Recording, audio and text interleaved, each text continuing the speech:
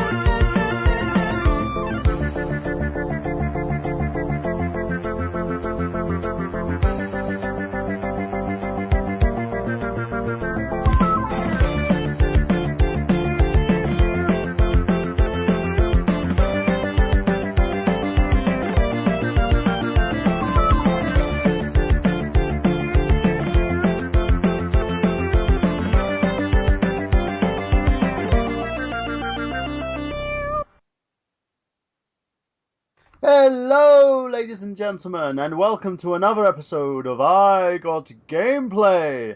Yes, it's me, it's that Michael B. I could have done that better. But yes, it's Michael Burhan here, hosting the show tonight, and back from a rather short hiatus, of course, as well. And what a great way to kind of start a great show, because we have a very awesome special guest here today with us. We have none other than the man who's been dodging me for weeks, but I managed to get him, hook, line, and sinker. You got to catch him like a Pokeball. He is Monsieur Fungo. Hello, it's me, Fungo. I could have done that better too. So hi, what a perfect time for Silent Hills to be announced. It's actually a perfect time because, well, I'm the Silent Hill guy. Yeah. I've been exclusively with Silent Hill. Not so much anymore, but I kind of started out with Silent Hill. And that's kind of what I got popular with on the internet at first. So that would be an interesting discussion here about Silent Hill a little bit later. Not necessarily right now, but yeah, I'm a pretty big fan, and I'm looking at it optimistically. And yeah. Yeah, and for me as well, I'm very, very optimistic about this, and I know someone else is very optimistic about it because he's been watching playthroughs a dozen. He is the man who puts the X in the Excess Gaming podcast. He is Mr. Xander Scullion.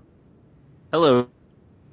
Hello, Xander. Yeah. For those who don't know, I left him in the lurch last week because he was hosting our Game Gripes Part 2 episode for us while I went gallivanting. So yeah, and also I just tried some of the cappuccino chips. They're terrible. Don't buy them. I was just asking the door greeter at Walmart about them. The best way to describe it is it's like cardboard with coffee around. I love coffee, but this is atrocious. But then I was like, wasabi, I know right off the bat isn't going to be very good. Wasabi's just spicy, not too much flavor. So yeah, I mean, I was really interested in the chicken and waffle chips. I mean, I wish those would come back. I don't know if you got them over there. Oh yeah, those are good. Oh yeah, I was addicted to them. I think I stocked up on about 20 bags of those when they came out because I knew they weren't going to last long. Well, needless to say, I kind of gained about 15 pounds in a week or two. Yeah, all that trans fat. Yeah, you're just sitting there, just like munching on them. I couldn't stop. The sweet waffly syrup, it's too good. Oh, damn straight. And speaking of sweet waffly syrup and what kind of segue into that, we have Jamie Styles, ladies and gentlemen. Jamie! How did I know that like the sweet waffly syrup was gonna be me? But you know what's good on waffly syrup is butter.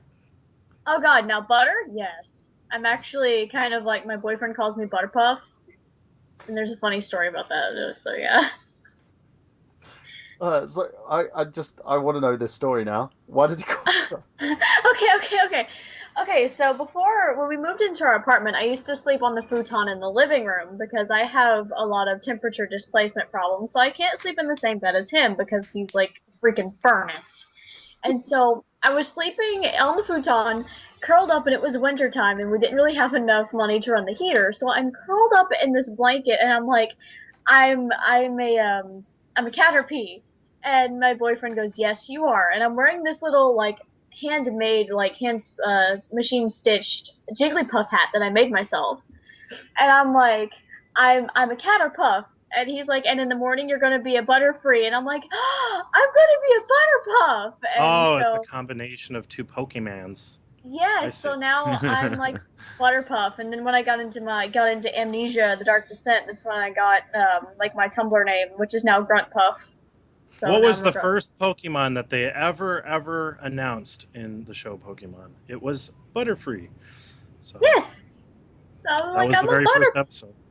Yes, it was. It came out on Netflix. I don't know if Netflix is different for you guys there, but in America, we got Pokemans on Netflix. Pokemon. We have Pokemons on Netflix as well, but we only got the first couple of seasons here due to licensing issues. Yay, licensing issues! Yay! Hooray.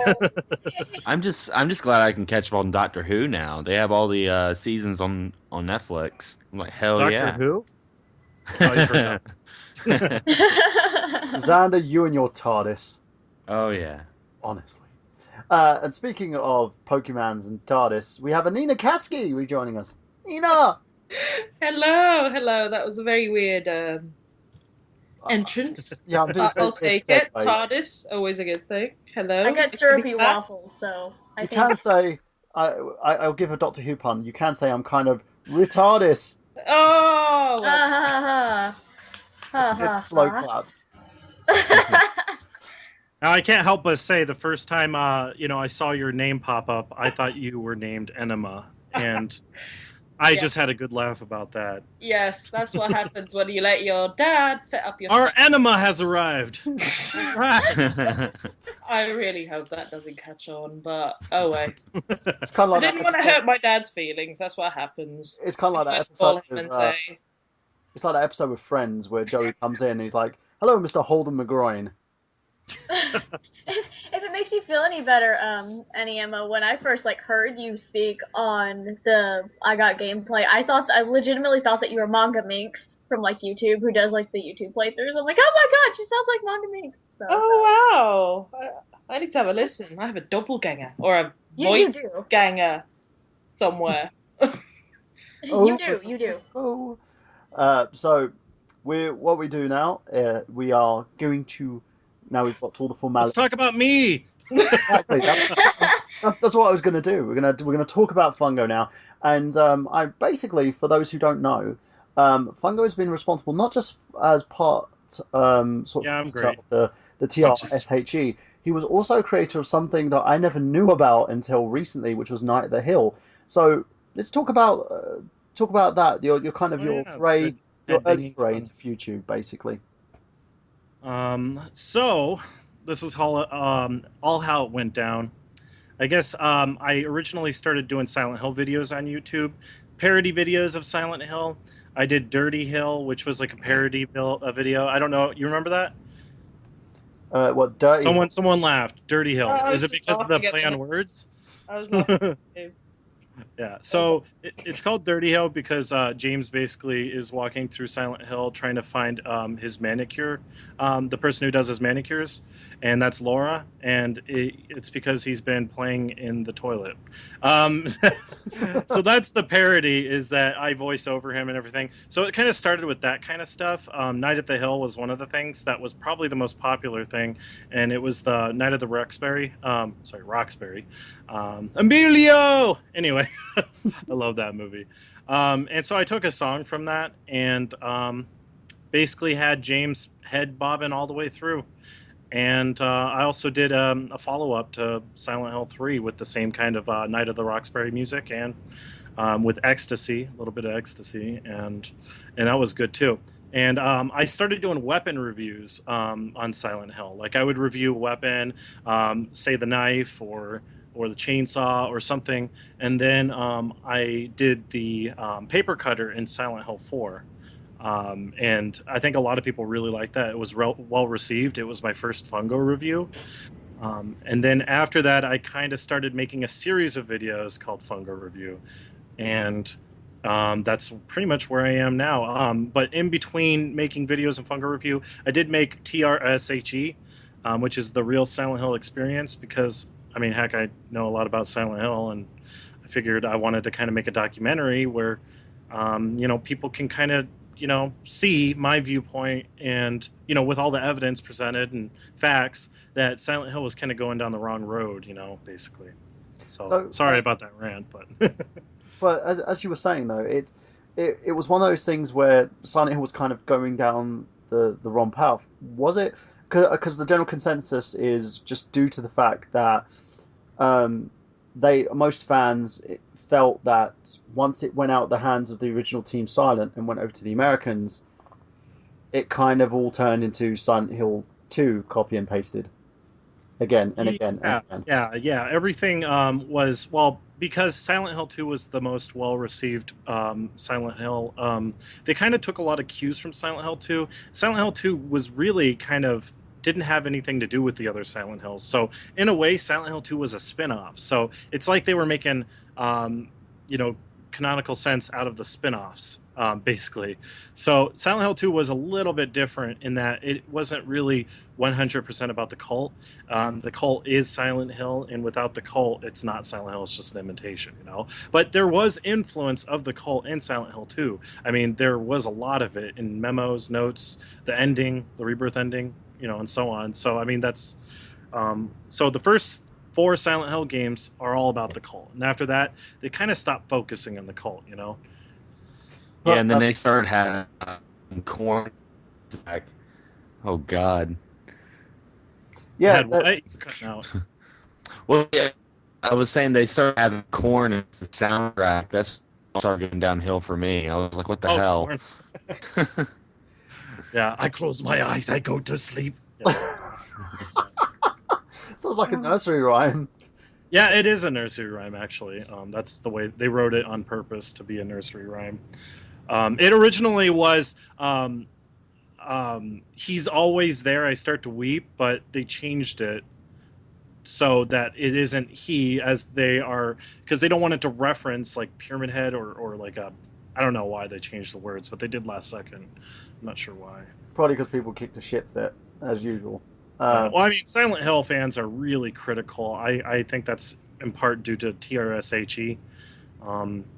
And really, the whole viewpoint of TRSHE, the Real Silent Hill Experience, just in case someone may not have heard, the whole point of it was to say, stop beating the dead horse and just let Silent Hill rest in peace. I mean, if you can't do it right, don't do it at all. Is basically what we're saying. And a lot of it was, not just the Japanese team has to make this. I mean, we want the original Team Silent members to make this. Yeah. But, I mean, it can't really be done without them. But I'm really optimistic about Kojima. He announced Silent Hills not too long ago, and that was really awesome. I just put up a review on it, in fact, so you guys can check that out later. Yeah, make sure you guys do, because I've actually watched the review myself, and it's very detailed and also explains the origins behind it as well. So it's something that allows you to actually come to terms with what this is and what the future holds for it as well. In fact, I did that video after or while progressively downing about 13 beers. I was pretty belligerent by the end of that review. But luckily, I recorded that review after my 4th beer, so I wasn't too bad by then. So let's talk a little bit about why you're so passionate about Silent Hill, because I know that when I talked about to the other creators of the TRSHE, basically, and about why they felt that it worked so well and the dynamic of those videos worked. To me, I think what stood out a lot is the passion behind it, because you guys did a huge load of analysis. There was a huge load of like comedy on there as well, and amazing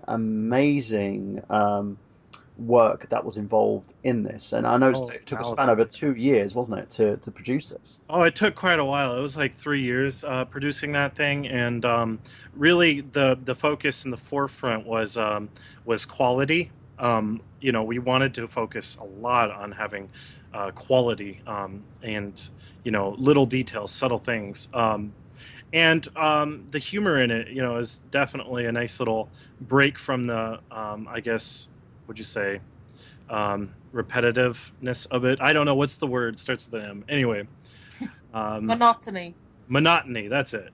So it broke it up a little bit, and I think that. Ask me another question about it because I kind of lost my train of thought. Okay. Basically, as we're saying about the passion behind that and why you like the franchise so much. For me, I think like in terms of any video games, it stood a precedence for me because it was such a well written story. Like from the Silent Hill 1 to the kind of side story of Silent Hill 2, and then you had Silent Hill 3. Yep. Everything kind of added up together to make it was definitely a work of passion. I mean, it really was an accumulation of many years of being a fan of Silent Hill. It was my number one favorite game, and I played everyone religiously. Then when Origins came out, I start to see there was a downturn. Silent Hill 4 I wasn't too fond of either, but it was still kind of closely resembling the old ones. So I was okay with it. But then it really starts to go downhill. In TRSHE, the reason why I don't focus on the first few games so long is because they were good. I mean, you could go on forever and ever about how good the games are, but really TRSHE was about the downfall of Silent Hill. And I wanted to, pretty much educate fans not to just accept anything with the Konami logo just stamped on it, And it's not, just because it has that logo, it's not canonical or canon. It's just and people would take anything that that says Silent Hill on it, and I saw way too many people just loving on Homecoming, believe it or not. And at the time, I was like, we need to get TRSHE out as soon as possible because we need to change these people's minds. With it's very well researched, a lot of facts. Basically the writing of the thing was like writing a really, really long essay. And you know how much essays suck to write in high school, right? God, Yeah. I hate essays. And so it was very, very tedious because I would have a thought and then it's like, well, that thought has to go with the other thought 3 pages up. So then I'm hunting for that thought 3 pages up, and I'm like, okay, there it is. And then, I got this idea. I got to find where that fits in. And it's just about piecing the puzzle together and writing my thoughts as I have them. And it was just, the writing process was the most difficult part. It's very well thought out. Lots of researched facts. Everything we used was from quotes of the members of Team Silent, and we never used anything else, from any third party. We just wanted to make sure that we had all our facts, and we weren't just speculating, or we wanted so that we can make an educated opinion. So, in terms of that, you guys as well got a lot of backlash in turn because a lot of I don't know how to call them hardcore fans or kind of. I don't even really understand the reason for the backlash. I think it probably all. I have no idea. People were just really upset with me. Well, it's the same sort of backlash because Xander's had experience in this as well. Do you remember the Metal Gear Ground Zeroes video that you did, Xander? Oh yeah. I'm doing a Ground Zeroes video, and I don't think people are going to be happy about that one either. Honestly, it's probably like one of my second most viewed videos, but one of my like most disliked video. I had the most dislikes because. Well, was it a negative review? Yeah, it was just pretty much me saying that I wasn't going to support it, that I didn't want to buy it. Yeah, that's the exact same way I am about it. I wasn't very happy with it. Just because, like, for the fact that I felt like that if I was to buy it, then it was going to kind of put out this new idea for gaming companies to put out half-made games and try to sell them. And I was just like, I don't know. More like a demo. Exactly. And I was just like, I don't want that to happen. So I made a video making my opinion on it. And when you watch my channel, I'm not a big ranter. I don't do a whole lot of rants. So when I do a rant on my video, people are like, "Holy shit, what pissed them off?" Because most of my videos are very happy. So, but I was very passionate about it because I am a huge Metal Gear Solid fan, and I'm a huge Kojima fan. I mean, I love Snatcher and Police Knots, Metal Gear Solid, and now with Silent Hills. I'm really excited about that, and he even had his hand in Castlevania Lord of Shadows, the first one. I mean, I'm very, very curious about what he's going to do with it. Hey, let's talk about Silent Hills. That would be wonderful. Okay. So you may have not seen my review, but I'm actually pretty optimistic about it. I mean, Kojima has what it takes. He has that eye for detail, that Silent Hill has been lacking a lot lately. So it's really good that we're going to see some detail finally. Those little things that you look at and you go, "Oh my god, it's creepy. I can't believe they even put the time into that." Yeah, but that's the thing as well. When because I don't own a PlayStation 4, so I wasn't able to actually play through it and experience it in all its glory. But from what I've seen, it was very creepy. It had the ideals of what the original games were all about, because it wasn't about what you could see; it was about the unseen. And it had a premise for a very good story. What I'm kind of curious about is how this will be worked into the Silent Hill mythos. If it's going to be in canon with the first three games, because that seems like the kind of idea he's going for. Because he was even saying about the fact that he wants people to look at it and think, "What the fuck," to be Yeah. scared, to shit their pants. Yeah, you saw that. Yeah, and I agree, and it's one of those things that makes a good, well written horror movie as well. You want people to kind of not expect where the horror is coming from. That's the biggest confirmation for me was when Kojima said that he wants to make players shit their pants, and if they decide they don't want to keep playing because it's too scary, well, screw them. You don't have to finish the game. He's like, I just want to make a game that'll make you shit your pants, and I like that quote because it confirmed that he was not going to really get messed around too much with, making or streamlining the game down for the lower minority, I guess. But that's the thing as well. Sorry. What I was going to say is one thing I can say that I really loved about PT was the marketing for it. I thought the way they did this was so genius because Oh, yeah. this is a game that all of us are talking about, not because of a blockbuster trailer like we would see at E3 or something. This is something that everyone had their own experience, and from what I've heard from Tamara, Robman's wife, and Robman and my friend Amanda, I watched her play it on Twitch. It's everyone's experience is different because there's a certain aspect that's kind of got that random element to it, and yeah. that's really, really cool because that's going to make more people talk, and it gives everyone their own unique horror experience. I don't know if you remember this, but the Silent Hill 1, 2, 3, they had sound effects in events that happened only once in every 6 or 7 playthroughs. And if you were one of the lucky people to see it, you'd jump online and you'd be researching it, Googling it, and people would be like, "Yeah, right, you're just joking," So Yeah, and I mean, I love that. Yeah, and it makes the game more sort of partial to yourself. It's about the immersion. Mm-hmm. Yeah, it does make it personal. Yeah, and it's the one thing that I've always said in good writing, because I'm a big fan of well written, well produced mediums. Games, films, television, theatre, and the best type of immersion that you can have, the stuff that gets you right at the pit of your stomach. That hits you straight in your core, is always the stuff that you can immerse yourself in and that you can experience as being part of that. Once someone gets that right, it brings everything together because you become part of the game itself. Obviously, there isn't much story in PT. I mean, really, all we find out is it's a guy who murders his family, and they die in various ways, which all reflect in the hauntings that you see. Now, it's very reminiscent of Silent Hill 4 in the hauntings. I mean, a lot of people will say that, and I think it's Guillermo del Toro that has the involvement in that. I think that it's his influence that's making it kind of creepy, haunted type of vibe. It's more. I guess the problem with that is it's more spiritual rather than demonic. Silent Hill in the past used to be demonic, so I guess that right there kind of concerns me a little bit, but not too much because, I mean, either way, we're going to get a creepy game.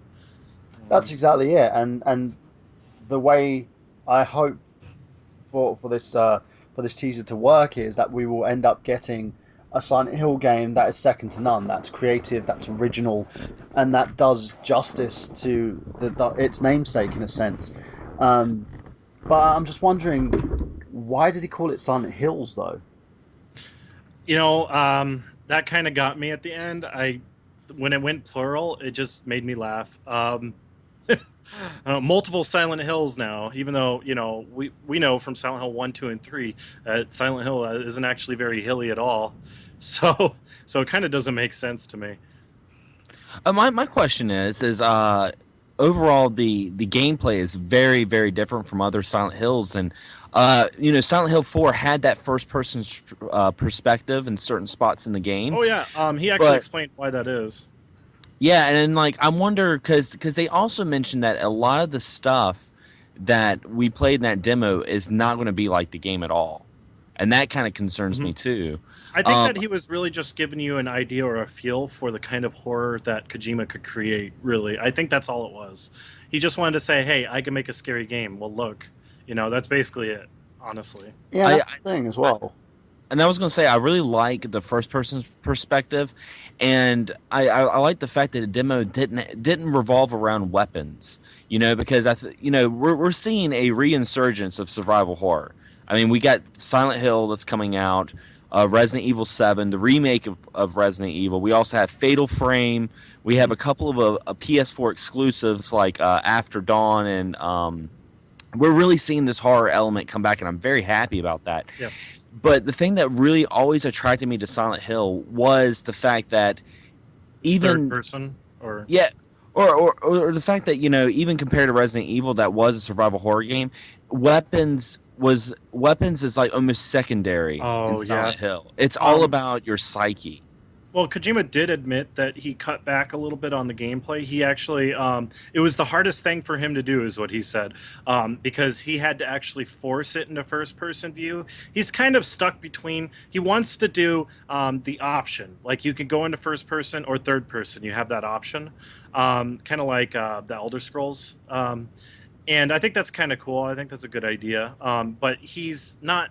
He actually stripped this down to contain no gameplay. So there will definitely be weapons and gameplay, and I really expect there to be, because I mean Silent Hill really needs that survival horror inventory management system, which even Resident Evil is starting to cut that out of their games. It's not even really Resident Evil anymore.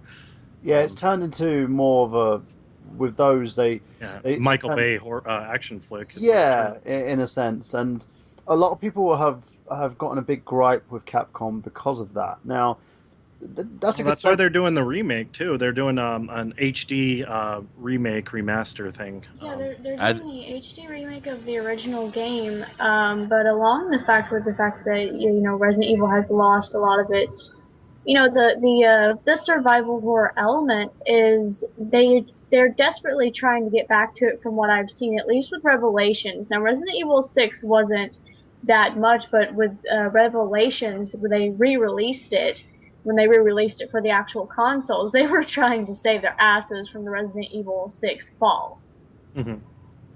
I don't think Resident Evil 6 was as bad as everyone else thinks that it was, though they did try to cram as much story as possible into it when there wasn't any Oh story God, really in the actual game. too much.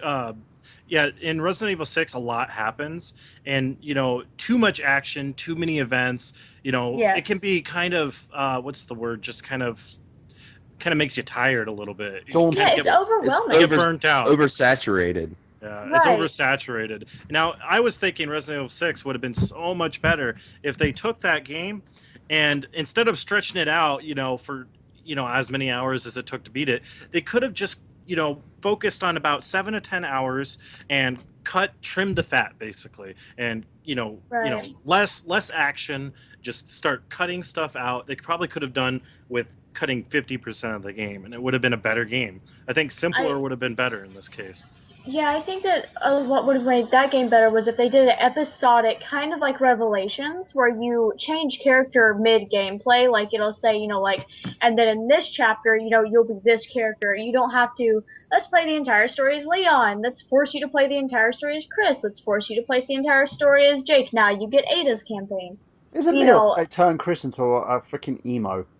oh, Chris has always been emo. He's just like he's this big muscly guy who's like His so much biceps are as big angst, as his There's a trend face. of turning every character into a bloody American emo, and it's really so much annoying me. angst. Like I'm Ugh. angry. May Cry, or whatever's DCM, DMC, whatever they're calling it now. What? Where's his blonde hair, please? Angst.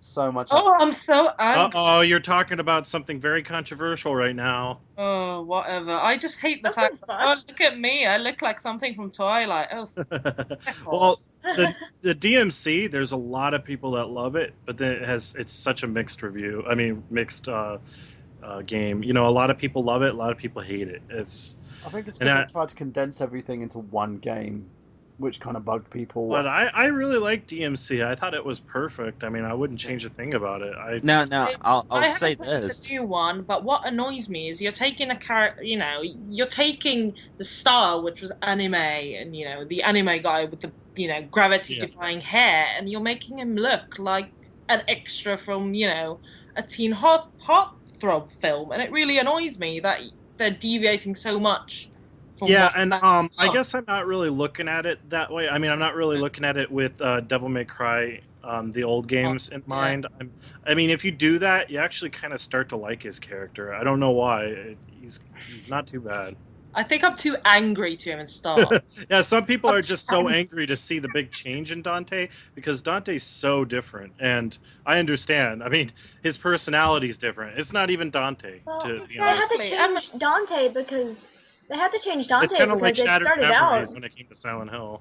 It's like Dante wasn't even a character in the original Silent Hill series. He in Silent Hill, good lord, in the original Devil May Cry series, Dante didn't even have really that much of a character because he was supposed to be Leon Kennedy. That was supposed to be the original Resident Evil 4 before Yeah. they lost funding on it, decided to change it completely. They finished Devil May Cry, put it out, and used that to fund the new, what we now know as Resident Evil 4. Yeah, I was just about to mention that. Yeah. You go, Xander. The more you know. Yeah, the more you know. So, yeah, going on from that actually, because it's a nice little segue to talk about your passion for Resident Evil. Because I remember we had a conversation where you're saying about like Silent Hill is something that you love, but you also one of the first sort of survival horror games that you played was the original Resident Evil. Oh yeah, you remember that? Yeah, the first Resident Evil was my first experience with survival horror. Um, I was kind of I like the campy kind of aspect of it. It's not really campy anymore. It's just over the top. But the old Silent Hills, I just love that campy voice acting, really bad voice. I loved all that. Oh, Um, Okay. you know, I love Barry. Barry is my favorite character, but just Yes. because he has a really funny voice. They're going to turn you into a Jill sandwich. Right, Oh my Jill God. Sandwich. Okay, when I Chris is cosplayed partner, Jill, you know. when I cosplayed Jill, I almost got out of hearing the Jill sandwich thing, almost, and then I turned around and one of my friends like, "Wow, you're a Jill sandwich," and I'm like, "I hate you so much. I'm changing out of this in like 3 hours, and I almost made it." He's got guys and girls on his YouTube channel, and also I believe it was on Twitch until Google decided to mess with it. You had that whole playthrough of the GameCube version of Resident Evil, and the sound effects. We was hearing Barry going on about Jill sandwiches. Did I put that on YouTube? I believe you did. Oh, good. If it is on YouTube, go watch it. It's great. Yeah. Yeah, we were playing sound effects from a soundboard, just randomly through the stream, Oh and I my think it makes God. it like a 200 times better. Yeah. It was so funny. I was sitting there just watching you go through it, and then we just get like the Barry quotes in there. Yeah. But- And I kind of want to change this. People are a little bit misconstrued about me that they think that I'm a Let's Player, but that's not 100% true. I just do Let's Plays or I just play games, just to pass the time.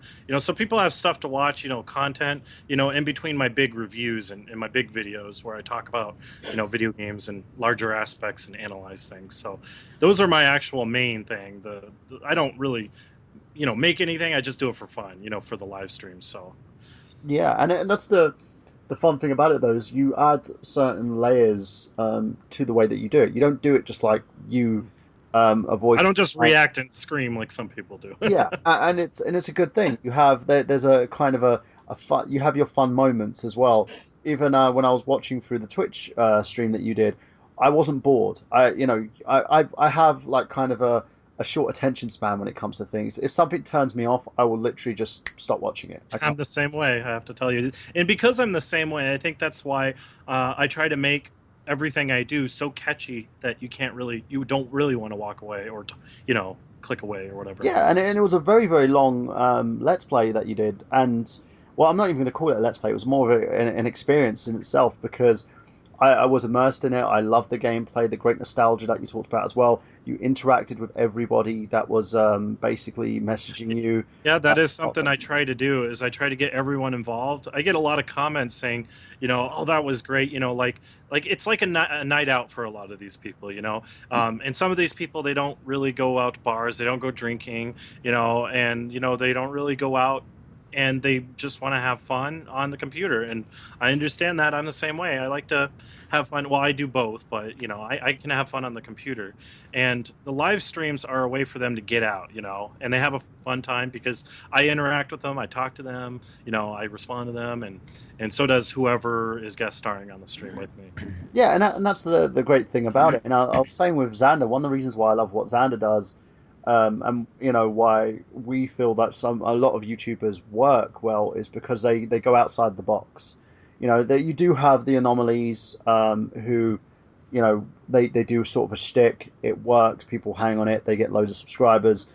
But usually, I hate that. yeah, the ones that I migrate to though are the ones that basically have their whole additional kind of way played by the beat of their own drum. Yeah, in a sense, and it makes it work so well because it feels more organic, it feels more improvised, and it feels like something that it's like being in on a joke.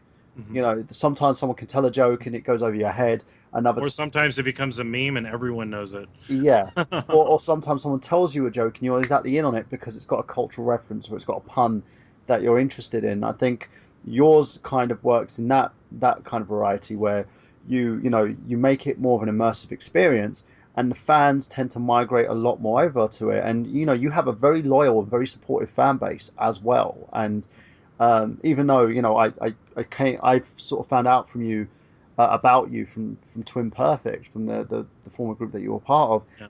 I migrated over to your channel because I wanted to learn more about Fungo. And I saw the reviews that you've done. The Dark Souls 2 review I enjoyed immensely. The review you did on a Vita title. Yeah, that was very similar to TRSHE in the way I analyzed it. So it was pretty cool. Yeah, and it worked really well. And you basically had like with the person who was guesting on it as well, it was kind of organic chemistry there that worked between the two of you. Oh yeah, he's a great guy. That sideways thinker. Yeah, and that's the way that I find these reviews should be. Sometimes you get like a lot of people who will do a review and it's like bang bang, hit the points, that's it. Mm-hmm. With yours, it kind of became more entertaining, and you're probably the first person I've seen who actually does proper Vita reviews as well, because a lot of people have kind of downplayed it because they don't see it as a worthy successor to the PSP. Yeah, unfortunately, the PSP wasn't nearly as good as the Vita.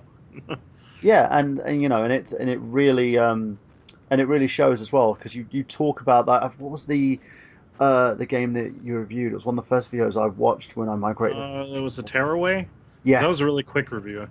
But it was a very good review. It was to the point, and you talked about basically everything that the game had. It made me want to actually buy a Vita, which I did. Like the videos I do, you bought a Vita from it? Yeah, because Tearaway is really good, but it's not one you'd keep going back to. But it was that's why I think I gave it like a 4 out of 5. I'm not really sure. You did, and my brother was trying to get me to buy a Vita for ages. Like, borrow my Vita, you play some games. Trust me, you'd want it. Played a few games. I was like, it's not for me. I'm more for the 3DS guy. And when I watched that review, I was like, maybe this has some multi-dimensional kind of aspects to it. And it wasn't just for that game. I just looked at it and thought to myself, this console has a lot more to it than what Sony have actually been marketing it as. And I think a lot of what's been letting the Vita down is Sony's marketing tactics. Yeah. They don't promote it. They don't promote it at all. They're like, it's a Vita! Yay! No, they don't even promote it, and they're doing the same thing they did with PSP, is just not advertising, not marketing, and yeah. And I just wanted to mention though, really quick, I make videos that I would want to watch myself. So the videos I don't do for attention. I don't do it for money. I just do it because I like to do it.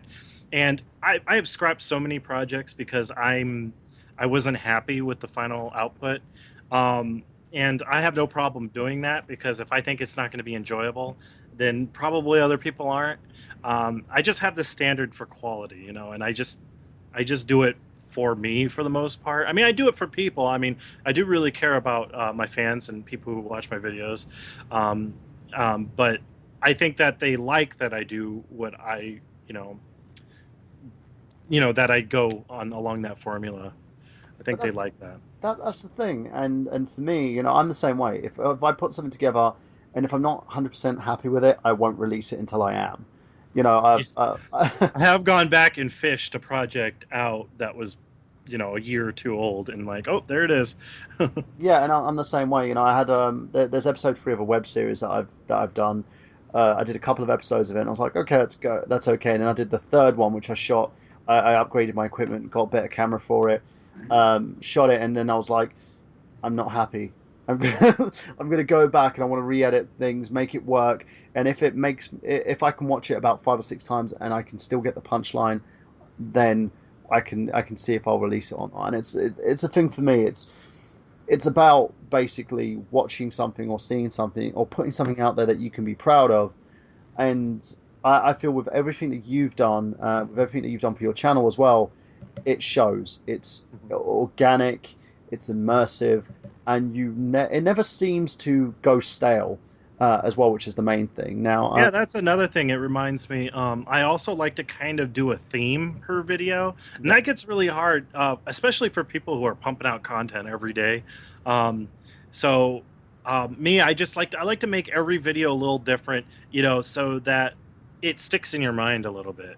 And when you think about a joke or something, and you kind of look back on it and remember, you know exactly which video that is, because they're all so different. I mean, besides my voice, of course, they're different in the theme. Like that Dark Souls one you said you liked. I don't know if you noticed, I was, everyone was brushing their hair through the whole video. It's like, that's the funny part, is like, why are they brushing their hair? And then at the end, it finishes with me brushing Bronze's hair at the end, and I'm still reviewing the game and talking like nothing's even happening. And I guess the theme of that was, everyone's brushing their hair. Just simple like that. Just really weird, subtle jokes like that. but that's what I like. The subtlety in terms of the punchlines are something that you don't have to be outright sort of aggressive with. And in terms of if you're trying to push your humor, people see that and they get kind of tired of it. Yeah, there are some YouTubers out there that really, really push their humor and causes their viewers to kind of go, ugh. Well, there's also like the monotony in it as well, because I was speaking to Xander about this quite recently, how we were looking at certain channels and we felt like it was just kind of gotten to the point where they're only doing it now because they have to. They've kind of lost the passion for it, and YouTube really is the diamond in the rough. Yeah. There's one really good video in every 1,000 terrible videos. Yeah. So I understand. So let's ask you about basically your motivations behind this. Why did you decide to build up a kind of your own foray into YouTube? Was it the Silent Hill thing that kind of say, hey, you know what, I could do this, or were there other kind of means behind? Well, to be 100% honest, I mean, I originally started just to put Silent Hill videos up for people because, well, I guess people were asking me. But after that, I kind of decided to go with making videos and, kind of being a comedian, jokester, and making videos on YouTube because it was the easiest platform to, you know, to kind of get noticed on. Mm. And I mean, otherwise, I'd be making music. I do make a lot of music. I'm a musician, and a lot of my first reviews had full songs I worked on for them. I mean, it's time consuming though. I was going to make a song for every review, and I was like, oh God, that's just time consuming. So I was like, no, I'm not going to do that anymore. But, you know, it was funny nonetheless. Yeah, I mean, I did that just mostly because I knew that people watch YouTube and people would notice me there. And I write, I do a bunch of other different things, but the videos is what I'm doing. And hopefully, if that does take off the way it's going, you know, I have so many plans lined up for where I want to go. Some people are just like, I want to let's play my whole life. And it's like, I don't want to just let's play my whole life. That's boring. And not just boring, but it's, you know, it's kind of not really accomplishing a lot. I want to, you know, I have this website idea I don't want to really talk about too much because, you know, there's property of rights and ideas and stuff like that I don't want to get out. But I do have like a step ladder of things I want to progressively get into when I have the finances, when I have the backing, the fan base, I have Kickstarter projects that lined up, you know, and so on. And yeah, you understand how that all works out. Yeah, exactly. Because you know you want to make sure that the time is right for everything. And in terms of projects, Some people just get really popular and they're like, okay, I'm popular and I'm making all this money off monetization and I'm just going to end right here. yeah, And it's like, I don't want to just end. I don't want to be the Let's Player guy. If I have that popularity, why not take advantage of that in, you know, investing time into other projects and showing people, you know, and being like, hey, what do you think of this project? You want to help me back it and help it take off, you know? I don't want to just be stuck on YouTube my whole life, you know? yeah. No, I agree. It's one of those things where I've seen like a couple of people who've like shoved like done Kickstarters or pushed for certain projects to get out there. I think the most ridiculous one I saw was potato salad, Yeah. which means Oh, I want to taste that potato salad, but it's a really expensive potato salad. I don't know if I could afford it. yeah. Well, But it's one of those things. It makes me laugh because I was thinking how there should be diamond dust in it, by the is way. this guy going to basically like go to people's houses and give them their potato salad that they pitched for, or is he going to just like send it to them in the mail where it's probably going to end up going green? I think he said probably. You're see for probably gonna me, get some. see for me, the whole potato salad thing is just wasted money. You know, independent films are And you crying know what? out It for turns someone out they're to give using. them money, and someone goes, "Oh yay, potato salad! Here, have 5 grand." Why? Why? You can go get potato salad for cheaper at your local grocery store. Because common No, sense is not common. no, people don't make sense just in general. And did you know they actually announced that they're making that potato salad out of all organic Oh ingredients? well, that makes everything. You know, Oh that yes, changes of everything. That course. Shut up. actually, organic's not always better. And you know, or have you had organic mayo? Have you ever Oh, had? ew. God, No, I don't have mayo. Yeah. just in Ew. general, they're using organic mayo, and I just can't even fathom what that would taste like. Shut up and take my money. Shut up and take my. But that's the thing as well, and looking at that because I was talking to a few friends of mine about how you would do something like that because I'm currently in the process of That putting should be this up myself. illegal. Yeah, it's I like think Kickstarter's for like creative projects, not for that. no, I agree, and there's a couple of projects that I've had issues with. Like the one of them was the one that we talked about previously, Xander. You know, the Yogcast one, where they basically set up the Kickstarter for it. They got the money, they got more than the funding, and then they just ended up enforcing that they weren't going to make the game and gave people a digital code to another game, which people are not sure if they even want or not. Yeah, I remember Yeah. that. Talking about that, yeah. And it kind of bums me out because there's this whole process that I think that a lot of people who the thing is I think there's a relationship between the YouTubers that people sub to and sort of expectations and being lied to by the people that you've like back that you've supported. Mm. It rubs me up the wrong way. I don't know how you feel about that, Fungo. I guess. So, in terms of your rapport with your fans, we'll talk about that a little bit more as well. How do you like find time to kind of interact with your fans? Because I know you do a lot of it on the Twitch streams. You do a lot of it with your Facebook comments as well, and also you now have this Patreon support platform Oh, as well. oh yeah. I mean, I communicate with my fans like all the time, and I mean, it gets kind of tiring, but I mean, if anyone wants to know something, ask me a question. I'll probably get to it. I want to be very, very interactive. I respond to the chat in my YouTube. I love to interact and answer questions, and people see that as me friendly. I'm answering their questions, and they like it. So So yeah, and that's the thing that I find as well. In terms of there's only a certain amount of YouTubers that I find that actually interact with their fan base, and you're one of them. yeah, no Uh, one really does that. I mean, even if I had a million fans, I would probably still interact with them. I wouldn't be able to talk to every one of them, but I would try. You know. no, but that's the thing as well. It's you try to basically do what the best that you can to make sure that the fans get the best experience out of you, um, which is the big thing. And also, let's go into your whole musical platform because I believe you do have a couple of albums out, don't you? I do. And while this album technically was an unreleased project from 2005, it's composed entirely on Fruity Loops on the computer. But it was a passion project for me because I usually, music was my medium for getting out my emotions and junk, which I can't really do in a YouTube video, of course, unless I want to be that Britney Spears chick. Leave Britney alone.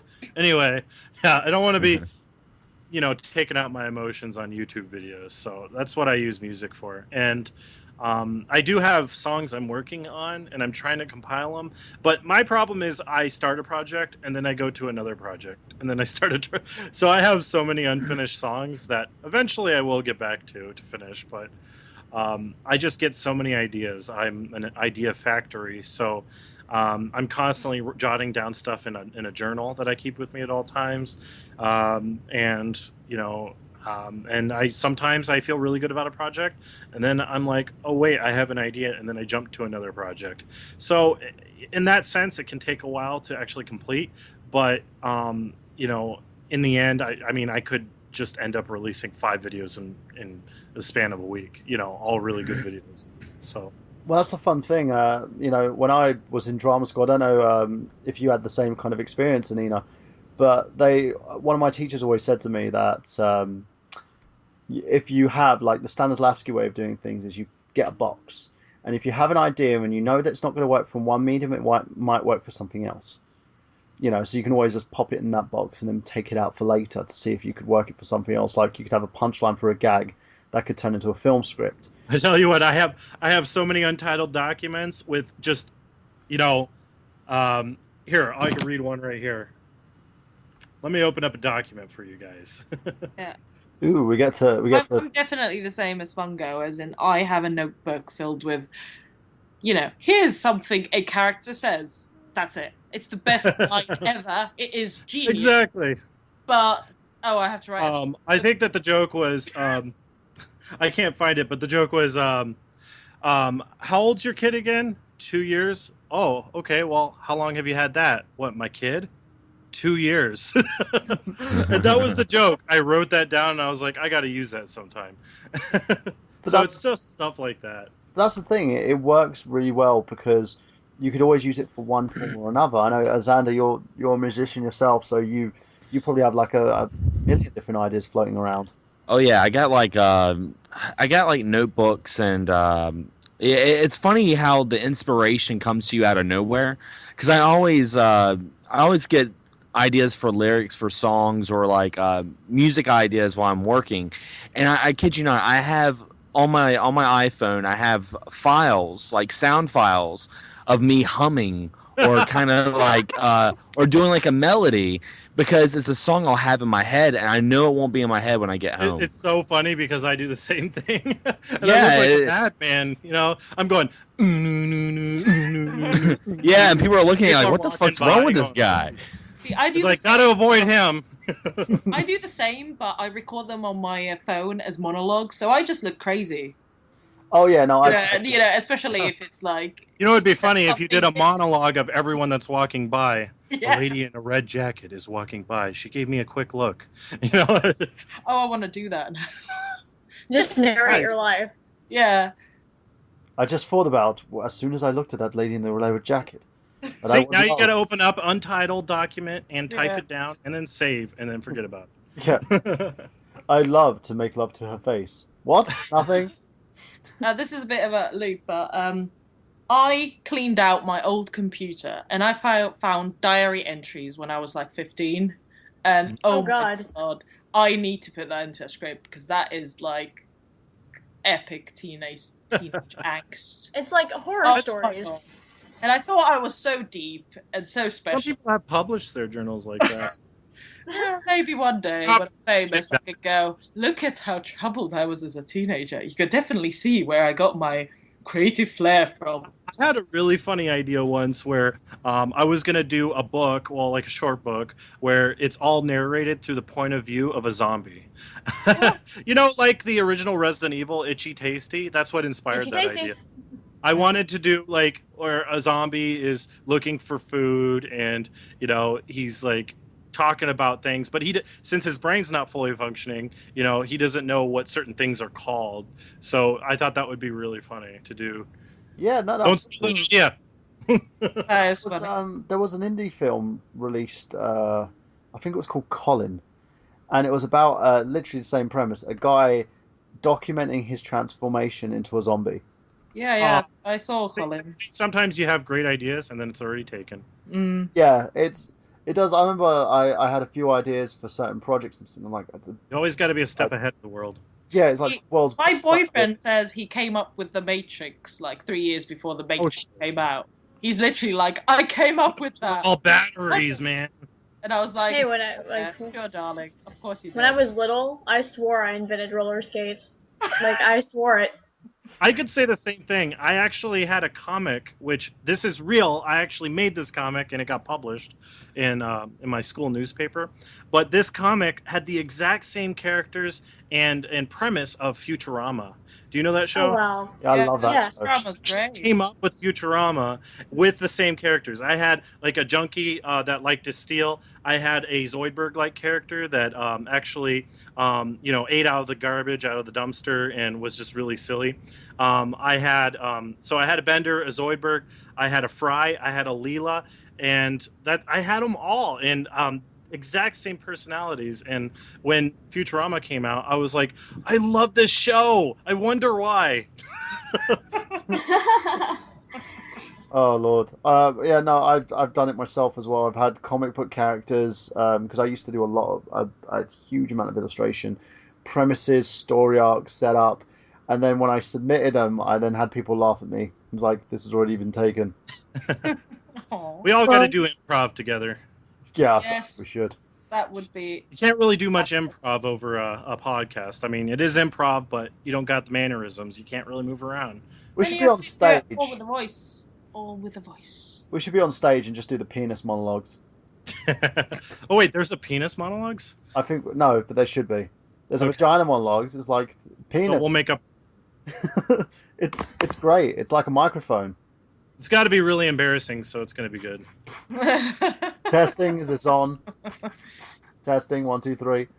That's like Kevin Smith and I would like to hear Enema here do the vagina or the penis monologues. Please. Penis. I wish I had one. The end. Yeah. No, it'd be darker than that. It'll be penis. The one I cut off just now. He's Ooh. bleeding in the corner. There you go. There's some subversive art. Oh, there you go. we 5 had stars, New York Times. we had this running gag. We had a teacher at my school who loves like avant-garde theatre. Like you could basically like put jelly in the middle of the stage and watch it wobble and it'd be like impressive. And one You of could have a the jelly jokes- cam too. So every time things get really crazy, show that jelly jiggling. Yeah, it's like it was literally one. Do you know that painter guy in the Simpsons who tutors Marge? And every time he's like, I don't take praise too well. And then watching the guy paint the banister, he's like, marvelous, and it walks off. And it was literally like that. And we had this running gag where one of us said, I eventually just want to go on the stage, get really angry, and then just take a shit on the stage and walk off. And he'll just stand there and go, impressive! Oh, amazing. But it is one of those things you look at in terms of sort of your art, and that's the thing here as well. And I think YouTube has become the newest form of expression in a sense.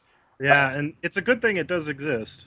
Yeah, it is, and it's even though it's kind of gotten watered down a little bit in terms of the way that Google's done things. Cause like it's when you look at certain videos and certain aspects of people's channels, certain YouTubers get privilege over the others. You know, like I wish there was a YouTube for quality entertainment. I guess that would be Hulu, wouldn't it? I mean, Yeah. isn't that like? But I think there should be like a system where, like, if there's already a video of that on YouTube, you can't upload it again because there are other people uploading the same videos over and over again. You go through search results, there's 500 different videos, and they're all the same technically, but some of them have voiceovers over it, and you're like, I don't want to hear this person. And others have logos and trademarks of really poor quality. It's like, okay, no, we're gonna pick the best video and we're gonna remove the other ones. Sorry. oh no, the amount It will enforce people to make better quality stuff, right? And more original stuff. So the amount of YouTube channels I found where people have taken the I Got Gameplay logo that we have for the podcast and have literally just poorly like done Microsoft Paint over the freaking thing, like Got Gaming or Got Gameplay. Really? Yeah. Oh, God. I found about 12 different channels. I was like, dude, take that fucking logo off. yeah. I'll design you a new logo. Just take that. Trademarking is very important. Yeah. Mm. And it's Although basically expensive. it's the same thing as like with TV, with film, where, you know, as I said with Anina and myself, basically coming from the whole theatre background stuff. The number one thing they say usually is not about the talent; it's about your branding. You know, you've got to trademark yourself. Yeah, it has nothing to do with talent. If you can get it out to as many people as possible, I mean, it really doesn't matter how good you are at whatever it is you're doing. You know, you'll get that viewership. You know, just because you're getting it out there. And some people that you're getting it out there to doesn't know any better. You know, so. No, that's the thing as well. Do you feel as like being someone who's you know, you're a fairly popular YouTuber, but you haven't got the kind of scope as someone as like the Angry Video Game Nerd or PewDiePie. Do you feel like you're kind of being overlooked for these bigger channels that are not really putting out the right content in a sense? Like you can tell because you know when PewDiePie first started, people were like, oh, that's funny, and then it kept being the same. Well, it does get old, that character. And I mean, I don't mind. I mean, I do actually find PewDiePie very funny. But yeah, you can only watch so much before you get PewDiePie'd out. That's a new term, everyone. You're using it. Man, this is PewDiePieing me out. So Trademark Fungo. yeah, and I think that, you know, it's kind of disappointing, you know, sometimes when I put out a video and it only gets 1,000 views. I worked really hard on it, and, you know, it's kind of like a bummer. It's like, I just wish there was a way to promote my videos without giving YouTube thousands of dollars, you know, and without, you know, pulling out the what is it, gimmicks and, you know, being really cheap. With it. I don't want to do like a top 10 video because those are the most popular things, but they're just cheap gimmicks, you know, throwing out stuff like, you know, what I really hate about this, you know, that title alone, you know, people are going to click on it, even if it's something a lot of people really like how I think Metal Gear Solid is a terrible series, you know, people are going to click on that. Yeah. Obviously, because they want to know why you think that, even though they don't know who you are. But that's the thing as well. Like, I've seen a lot of people do like top 10 videos where you could tell the graphics that they've gotten is someone else created an After Effects intro and they've just done it like of a wall crumbling, number one. and the I could do that. Yeah, and it's kind of one of those things you look at it and think it gets over like 100,000 views or sometimes even over 1 million views. And you're thinking, okay, that's poor. The guy probably hasn't done his research. Yeah, that's another thing, is that since I'm so well researched when it comes to my videos, It really disappoints me when I see people, reviewing certain games or whatever, and they have no idea what it is they're talking about. I mean, on one hand, I like watching Conan O'Brien's reviews because I love him. he doesn't play video games. So it's funny to hear him review a video game because, well, obviously, he doesn't know anything about them. Yeah. But when there's people out there claiming to know they know something about something and they don't, it really bugs me. And it's like, yeah, you don't know what you're talking about. But what really bugs me is when they have the viewership, they have the fan base, they have thousands and thousands and thousands and thousands, if not millions of views or viewers, and they don't know what they're talking about, and people will listen, eat that up, and it's disappointing because it's like, no, he's wrong. I just wish you could see my videos. So yeah, it's Yeah, it's no, just it's in terms of that, it is about scope. Like, I think myself and I was saying to Xander as well. There was a video I did. I think it's about 8 months back now on Anita Sarkeesian. I did the video. It was one of those things where it got like 100 views. I was like, oh, cool. I expressed my opinion. I was really angry, and I had so much angst, emo. But it was it, the theme of tonight's stream is emo, by the way. yeah, is emo, emo and angst. But it was one of those things where I'd got like really annoyed about a term she was using because she did the whole Kickstarter thing and she was ripping like other YouTubers off in her videos, and the most insulting thing she said was, I want to get this out there to girls in schools, and I've got 2 daughters myself, and I'm just like, no, this is ridiculous. Did the video, left it to one side, and then say 6 months later, it started getting hits. I was like, what the hell? And then more hits, and I think it's now like hit its peak at 11,000 views, and I'm just like, what the hell happened? And a lot of it was just due to marketing. Someone did an Anita Sarkeesian video. For some reason, after their video finished, bam, my video gets added to the mix of, if you like this, check this out. And then out of YouTube marketing, it just started hitting an uphill peak to the point where, Yeah. because And the way YouTube markets or advertises videos, I think, is flawed because usually they only advertise the popular ones, and they don't go and find. I think there should be a team of people to find really good quality videos and feature them. The ones that have very little views. They just let it all happen, through word of mouth, basically. And the ones that get really popular, those are the ones they promote. So and I'm that's not the really thing. happy with it. Yeah, and that's the thing as well. And if you're looking at guys like, and I think Toby, PewDiePie is at the top of my search results. Any game I search, yeah, I search Silent Hill, #1. I search any horror game, Slenderman, #1. You'll be there. yeah, and it goes as well. If you look at other, another one, a guy like who I found funny because of his the videos he did on literal parodies, but I hate his gaming channel, and that was Toby Turner, aka Tobuscus. Because he got popular over another way, and then went, if I open up I a gaming hate channel, Tobuscus. yeah, if I open up hate. a gaming channel, my same followers who have subbed me over 1 million on my channel will sub that one, and then they'll sub my comic book Sub channel. for sub. Yeah, and he's literally just the same guys migrating over across 3 channels, and you're sitting there and you're thinking, God, how much money do you need?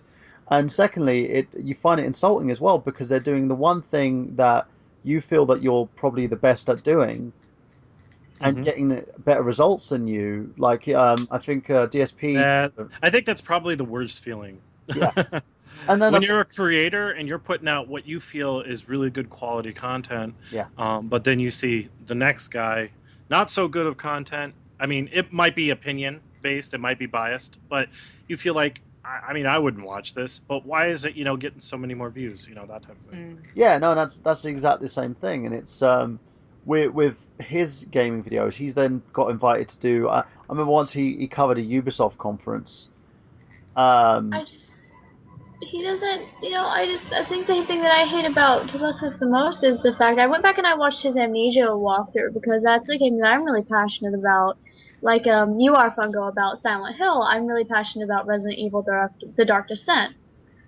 And I went and I watched his Amnesia walkthrough, and I couldn't get past the first video. Just the fact that he wasn't paying attention to the story, he wasn't paying attention to the ambiance, he wasn't paying attention to anything, and he was just making like these really obviously fake scare sounds for the sake of sounding fakely And scared. that's too easy to do.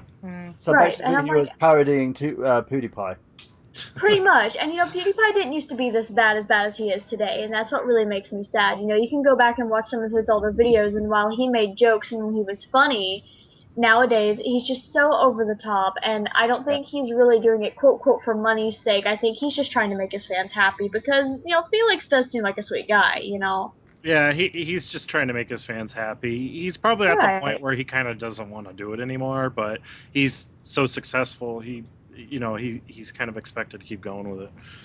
But that's Right. the thing as well. I think it's when it becomes monotonous is when And then when it's not fun, it's a job.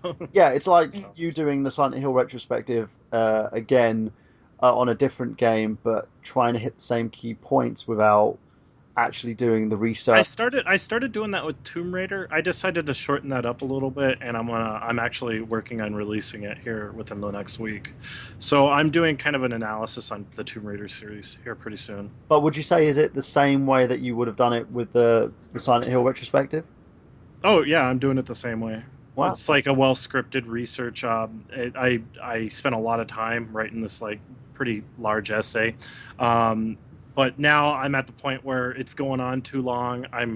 It's either I let it sit or I finish it up and wrap up what I have to say, and then I could probably continue it later. So it'd be like part one if I ever decide I want to make more.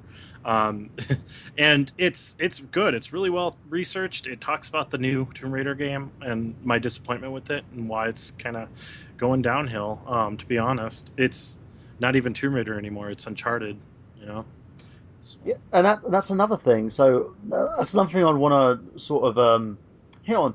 With your favorite games, why do you think the studios have kind of gone a different direction with them? Like Resident Evil, for instance, Capcom went into the whole against the grain of the survival horror. I can't even tell you. As far as I know, when Resident Evil 5 came out, it was so poorly received, and yet they made Resident Evil 5 again. The same gameplay, everything. So you can't really figure out what they're doing and what their mindset is really. But strangely enough, Resident Evil 6 sold like 2.5 million copies, while RE5 didn't even sell that well. So it kind of makes me wonder why people are still buying it. If they didn't like RE5, why would they get RE6? That doesn't make sense. So, Yeah. I mean, that's my viewpoint, is I don't buy games if I know what they're going to be like. I played the demo of RE6 and I was like, okay, this demo is kind of bad. And you know what? The actual full game ended up being the same game, that same demo I played for like hours and hours and hours.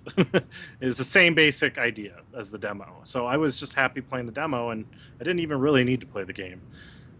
Well, that's the big thing about it though as well. It's like when we knew what the follies were of the Silent Hill games after the direction moved away from Team Silent. With Resident Evil, it was just like they just decided to do a U-turn into a different direction without even looking back at the old games. But now Capcom are trying to, I think, with the HD release. I think they're trying to gauge their audience. I mean, I would say, hey, everyone here that's listening, if you like Resident Evil, especially the classic ones, buy the HD collection, because that's the only way to give your message is through money. You got to throw money at them. Shut up and take my money. That's the only real way to get Capcom's attention. They don't listen to fans. They don't care what you think. Really, the only way to influence them is through money. And if you want more, remakes, maybe they can remake Resident Evil 2. That would be great if they remade that. And the chances are it will become more likely if there's like 2.5 million purchases of the remaster that they're putting out of the original. Aren't they remaking Resident Evil 2 into a I believe they were making it into kind of an MMO type game. I believe I was reading something about that previously. I would hope not. But I believe there was something in terms of that. Oh, what was it? That would be changing the feel of the game quite considerably, making it an MMO. Yeah. Oh, you mean Resident Evil 2 MMO or just Resident Evil? It was Resident Evil 2, I believe. It was with Claire and Leon, but the way that it would work is the game worked. You'd had online multiplayer, but you could play the game using financial transactions as well. So you could like purchase certain items and stuff that you could get like extras and bonus. Ooh, microtransactions. Uh, Terrible. yeah, and I'm looking now. Yeah, Resident Evil 2 remake, Reborn HD release.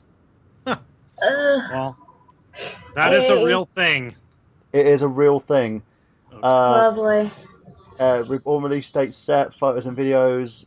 See, Capcom really only cares about the money, and they think by doing this, they're basically they're using people's nostalgia factor to purchase this, and pretty much taking their money out of their wallets through nostalgia. Um, so you're going to buy it through microtransactions. You're going to just dump money at them, basically. Yeah, I've left a link to the article there because I remember they did announce this ages ago. Wait, Remake Reborn? Yeah. Okay, you said it's going to be like an MMO, though. Yeah, it's basically it's got the online multiplayer function to it from the original what the original article was talking about, and it also you could actually coin it with financial transactions as well. So you could purchase to get ahead in the game. You can purchase certain items. Oh boy, I hate micro charging for everything. I just hate it with a I passion. honestly don't see this as being that fun. I mean, it could be, I guess. You know what? Actually, it kind of reminds me of Resident Evil Outbreak. Have you guys played that? Outbreak. Oh God. Yeah, I think that one was kind of a. I think Capcom kind of let that. It was one slip. underrated, if you ask Yeah, me. they let it slip between the cracks. I think it could have been. It would have been great if it was produced now, rather than at the time when the internet was only starting to. Yeah, it was at the time where online play was very new. So Yeah. Well, Outbreak didn't hardly have any story to it. Didn't hardly have any dialogue. Story. No, I mean, if you're in for the single player story, I mean, that's not what it's really there for. It's there for the atmosphere, really. Yeah. You're going around with other people. I mean, the atmosphere is really great in those games. I have to admit. So that kind of excuses the absence of a story, in my opinion. Yeah, and the great thing about it as well is it relies totally on the online multiplayer. Anyway, it is a spin-off, so yeah. I mean, I know it's a spin-off. It has a different name. It's called Outbreak. So yeah, and I'm okay with spin-offs. It had two versions of it. There was Outbreak 1 and Outbreak 2. Outbreak 2 was great. And I believe you can actually play a modded versions of both games where you can play online multiplayer. There's still servers available that you can do it. I heard a lot of people went and used the Japanese servers after they shut the American servers down. Yeah. Or they pretty much shut down every server in America and Europe. All the servers went down except for Japan. So a lot of people were playing on those servers, but the thing was there's so much lag you can imagine playing in Japan servers. It just wasn't even really enjoyable. But I think there are like fan servers as well that people have introduced that you can. They said that they're working on it. They're just testing it out right now, but it hasn't been released, has it? I'm just checking here on Google, seeing because I remember there were fans bring back Resident Evil Outbreak. Back online via fan server, and this was reported originally on the 6th of January. Online play has been restored. So there have been some stories about this. Okay, yeah, apparently they have been. It actually is up and running and functioning. I think, you know what, you might have your next Twitch play there. I think I will play it. If I can get online, I definitely would love to. Yeah, I'll give you a copy of the forum I can take a look at that after the stream. Yeah, thanks. It's good information. Everyone get on that. Yeah, I did you guys hear about the TV series that they're making? A Resident Evil TV series? Yeah. No. Interesting. Okay. Yeah, talk us through that one. Yeah, but it's called Arclight, and it's going to be Resident Evil Arclight.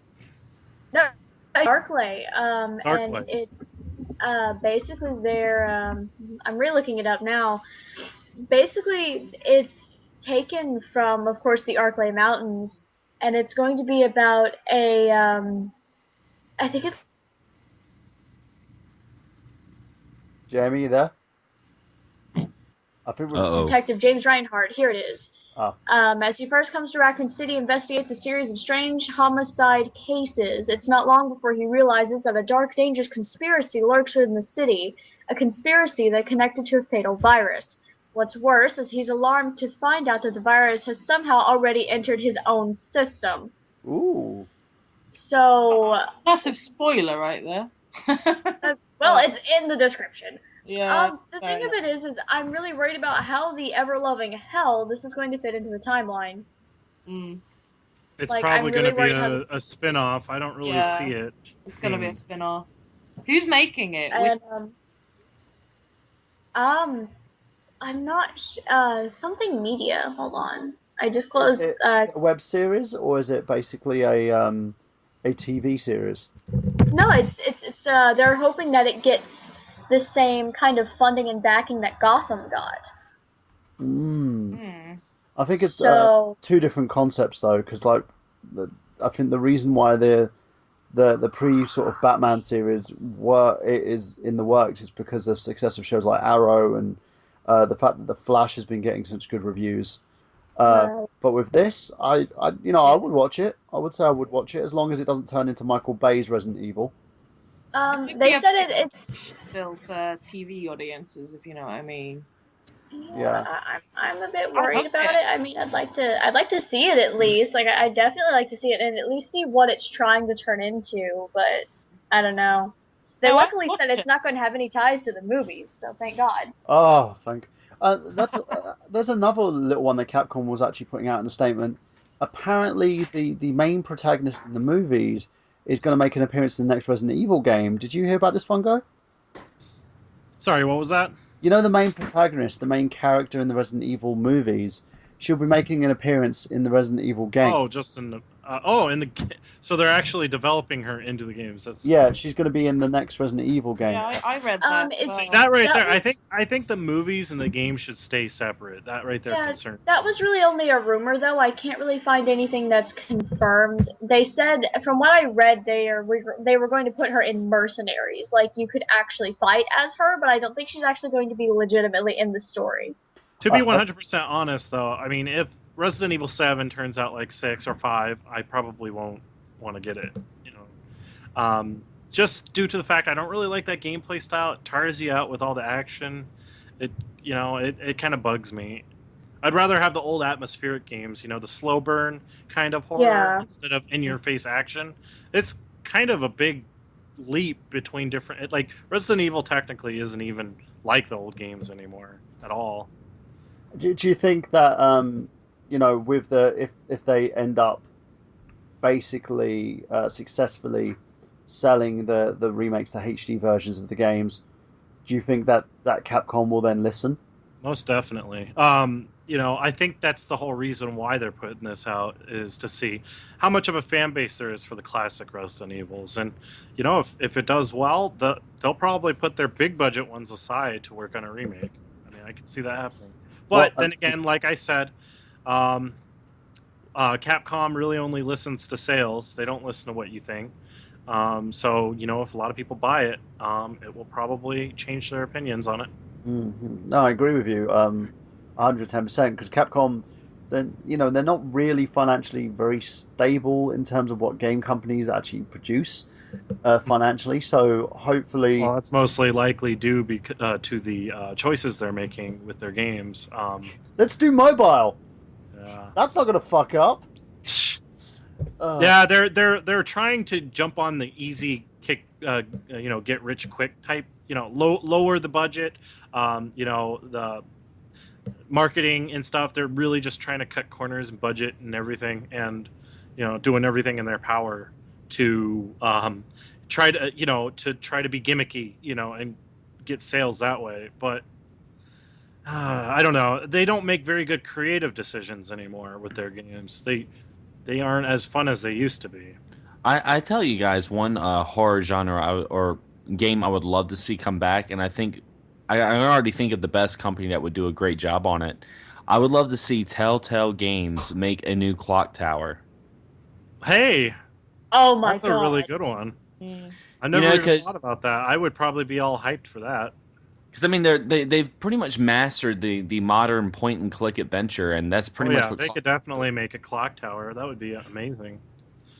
Of that'd be course, really I don't know about the cartoon style. They probably want to make it a little bit more photorealistic. Oh yeah, yeah. I mean, like, because the ones on the PlayStation, like they upped it, the graphics, for that time and made it more serious. But they took away the point and click to it, and it had it more like a Resident Evil type of clone. But you still had the Scissor Man and stuff like that. But that would be fun. That would be a lot of fun, and like decisions you make, like carry on and with each little I think thing. Clock Tower hasn't been getting a whole lot of attention. It's really sad. We do Yeah. like Clock Tower, and unfortunately, they aren't making anymore. That's a Capcom game too, isn't it? Yeah, it sounds like Capcom to can a series like that because Yeah. they really are iffy about survival horror. That's the whole reason Resident Evil isn't survival horror anymore, is because they don't think it will sell. But there's such a huge demand for like survival horror, and I just don't see why they don't do it because of that demand. They really don't think it will sell. I think it Well, will. the thing of it is that survival horror has changed. The definition of it itself. If you got a game, if you went out right now and bought a game with completely fixed camera angles, with like the odd kind of style that the Resident Evil original was, while it was good, with the fixed camera angles, you'd be saying, "What the hell is wrong with my camera?" Because I've had camera angles freeze on me before, and I'm going, "Wait, what the hell is going on here?" With the bad voice acting and the campy lines, you'd automatically write it off as an, "Oh my god, what the hell went on with this budget?" Well, that's what I'm They, saying. Yeah, they aren't going to make like bad voice acting and stuff like that. And the well, still, fixed like, they camera need, angles help make it feel more cinematic, like a movie. it And does, that's but what the even old Resident Evils still, felt like. It was like an old horror movie. That's what I liked about it. right, I think that even though, I think they're trying to find that new feel of survival horror, but they're just not quite there yet. Leon Kennedy's campaign in Resident Evil 6 was the most survival horror out of all of them, but Resident Evil Revelations was really getting back to what it could be if they actually followed through in finding their new feel in survival horror. What survival really means, though, is inventory management. Really, survival horror is about constantly struggling for supplies, ammo, health. That's what makes it the survival aspect. And horror, well, that's just pretty much the genre.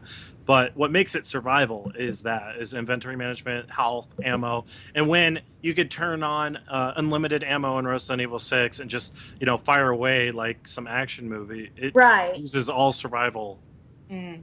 100%. Yeah, I didn't. It does seem like they're giving you a lot more ammo, unless you're me and you miss a lot, Yeah. which I don't Also, constantly. another point to make is that the checkpoint system in the new Resident Evils, you die, you start from literally only like seconds ago.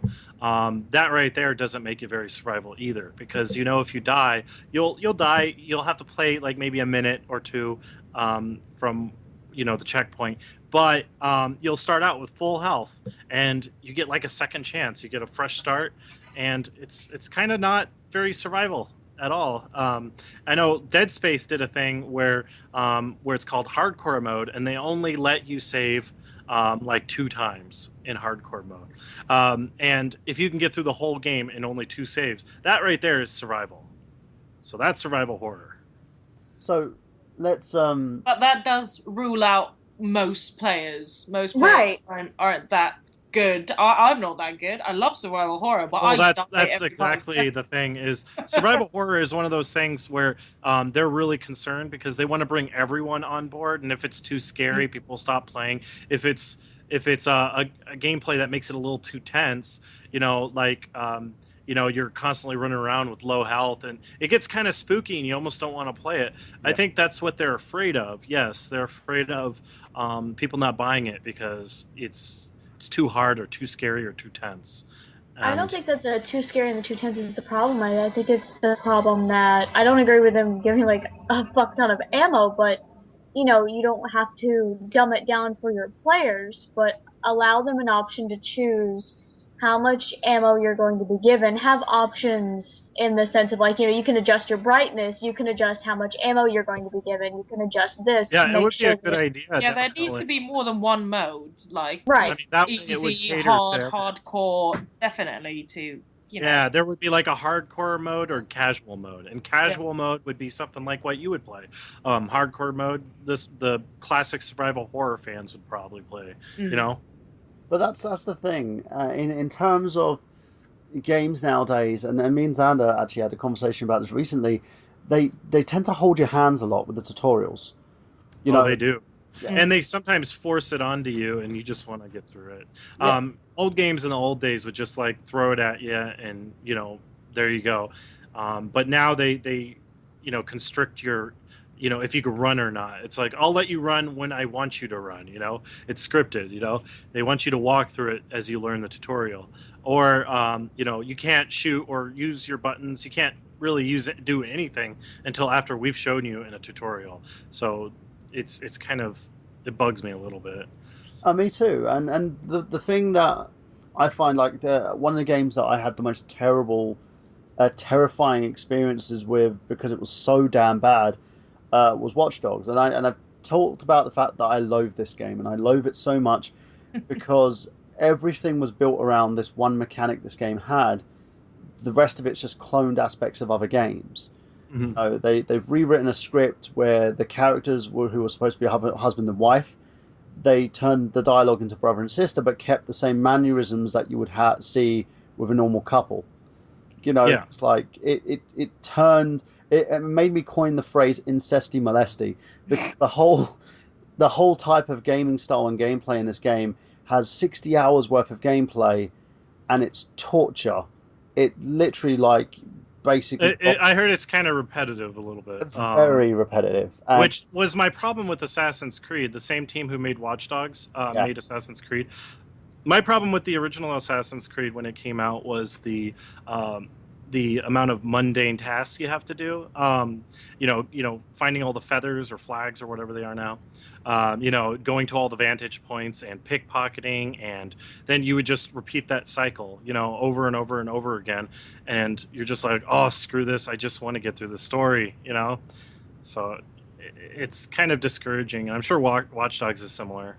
Well, Watch Dogs, I think, takes that to a whole nother level as well because you have like the first two parts of the games, first two parts of the game is literally tutorials, and then they throw a disjointed scene in there. Spoilers for everyone who hasn't played it, of basically a human prostitution ring for no reason, and you're like, why the fuck am I here? Why do I feel really uncomfortable at this point in time?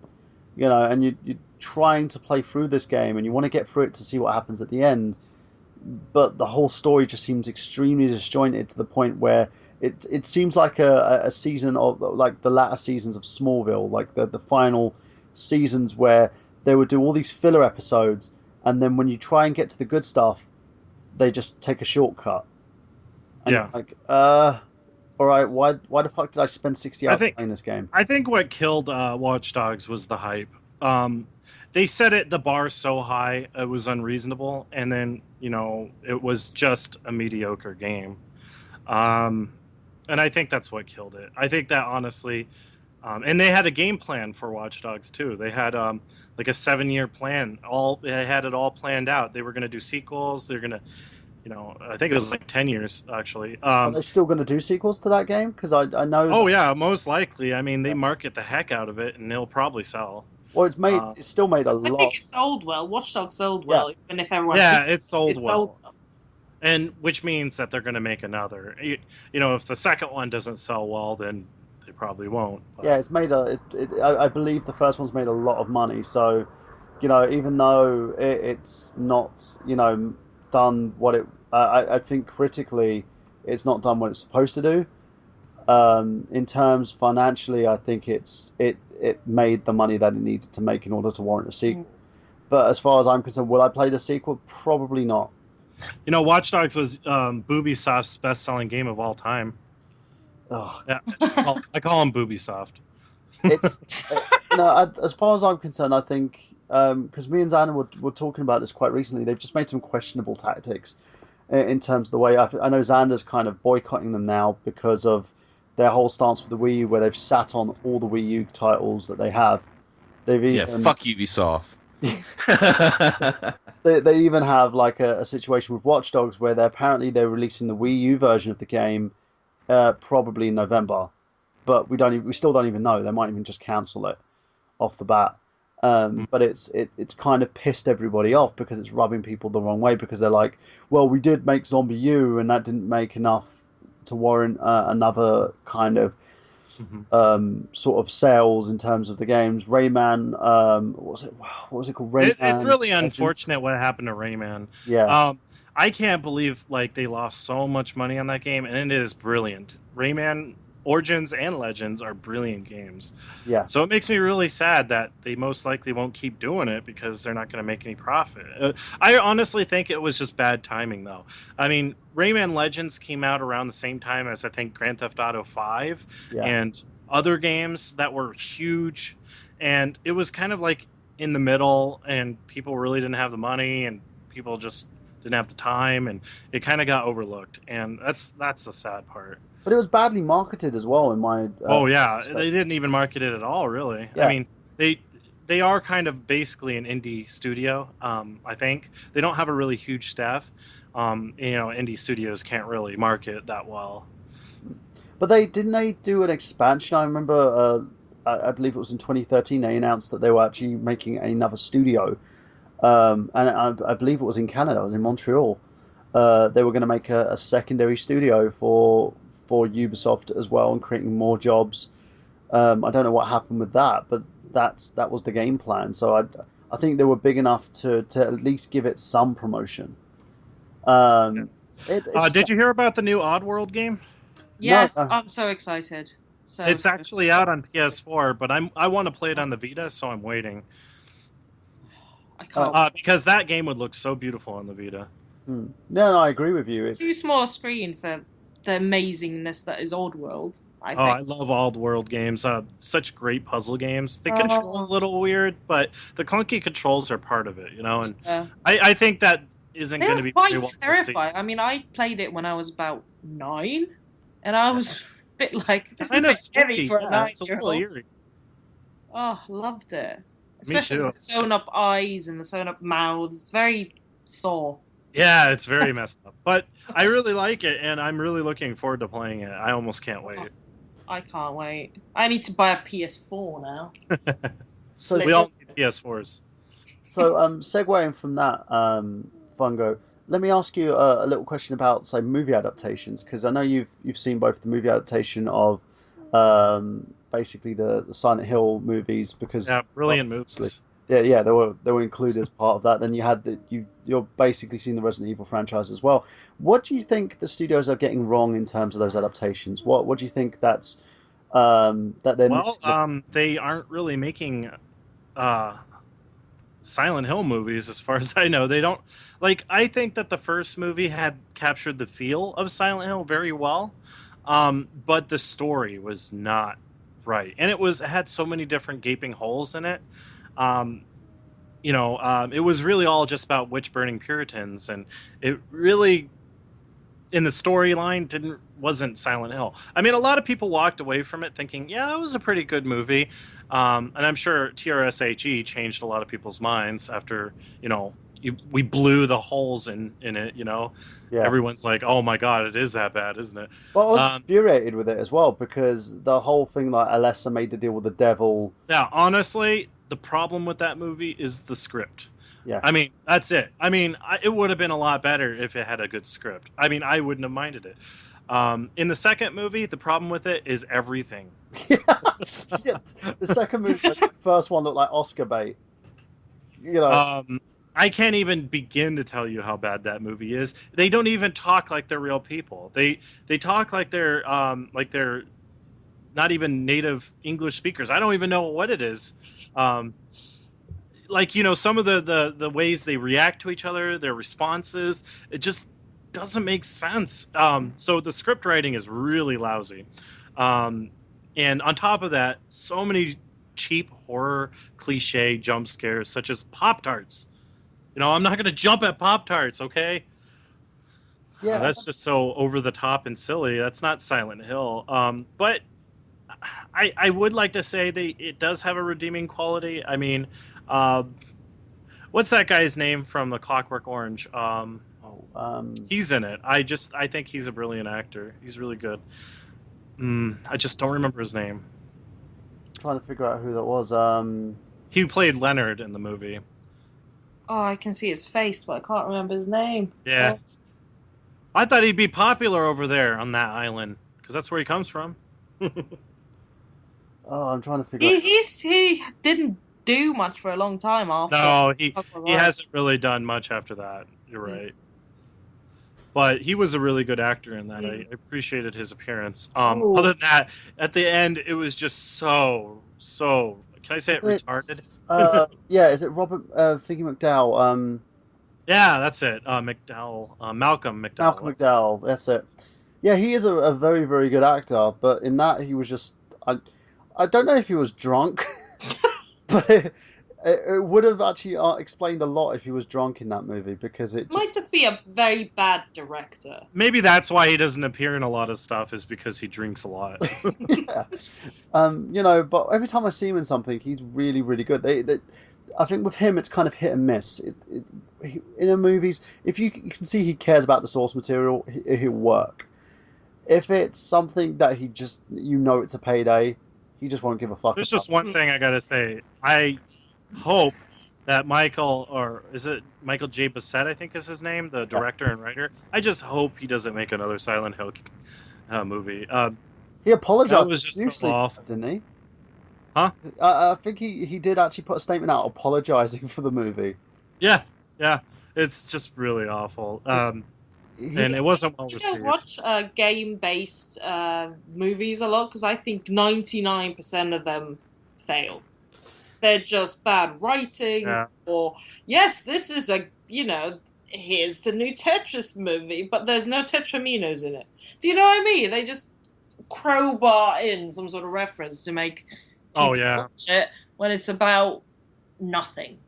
The characters are the biggest problem. Vincent and Heather are like a couple, and then their relationship kind of doesn't make sense because it's like you don't have any character development. You don't see it going that way. And then it's like, okay, yeah, it's like look, Pyramid Head's in it, and look, guy. Remember him, Pyramid Head? Remember? He's a good guy. Everyone loves Pyramid Head. We'll make him a good guy. He's her protector. What do you think? Yeah, he's cuddly. Am I popular now, Mom? I like the Fedora Man. The Fedora Man is my favorite character. Oh, God. He jumps out at you with his awesome fedora. I don't even know what it is, but... Carrie Ann Moss in it being Claudia was just so embarrassing. Oh, God. I feel embarrassed for her. I don't know which one of the Resident Evil movies it was, but it was one of them, and I think I watched it for about 15 minutes on TV, and all they were close-ups of, is it Mila Jovovich? Her thighs. Mila Jovovich. Yeah, her thighs constantly, and I was like, why am I staring at this woman's thighs?